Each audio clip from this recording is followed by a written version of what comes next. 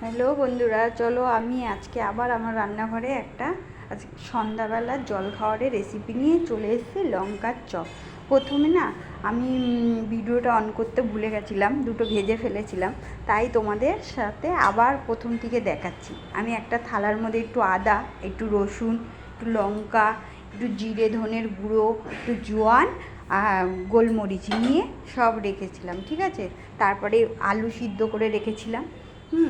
তার মধ্যে আমি আলুটাকে হাত দিয়ে সিদ্ধ আলুটাকে ভালো করে ভেঙে নিয়েছি।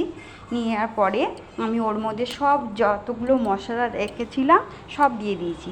আদা, রসুন, লঙ্কা, তারপরে একটু জোয়ান, গোলমরিচ, তারপরে একটু চাট মশলা সব দিয়েছি। দেওয়ার পরে হলুদ, লবণ, টমেটো সস, একটু সয়া সস সব দিয়েছি।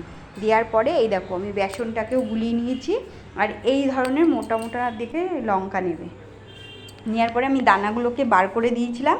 দেওয়ার পরে আমি সেই পুরটাকে এর মধ্যে ভরে দিয়েছি। লঙ্কাগুলোকে অর্ধেক অর্ধেক করে নিয়ে ওর মধ্যে ভরেছি। ভরার পরে এই দেখো আমি কড়াইয়ে তেল বসিয়ে দিয়েছি। তেলটা যেই গরম হয়েছে আমি সিমটা আস্তে করে দিয়েছিলাম, কেন খুব গরম তেলের মধ্যে দিলে না চপটা ভাজা কম হবে, পুড়ে যাবে তাড়াতাড়ি। এই যে আমি এবার এরকম এক এক করে সব তেলের মধ্যে ছেড়ে দিয়েছি, ঠিক আছে। এবং আস্তে করে দিয়ে ভাজবে, দেখবে খুব সুন্দর ভাজা হবে। এই দেখো আমি এক এক করে সব দিয়ে আমার আজকে সন্ধ্যাবেলার জলখাবারে লঙ্কার চপ এই যে তৈরি হয়ে যাচ্ছে খুব সহজে। আমরা দোকানে তো কিনেই খাই, কিন্তু বাড়িতে এইভাবে বানিয়ে খেয়ে দেখো বন্ধুরা, খুব ভালো লাগবে। এই যে আমার লঙ্কার চপের রেসিপি রেডি।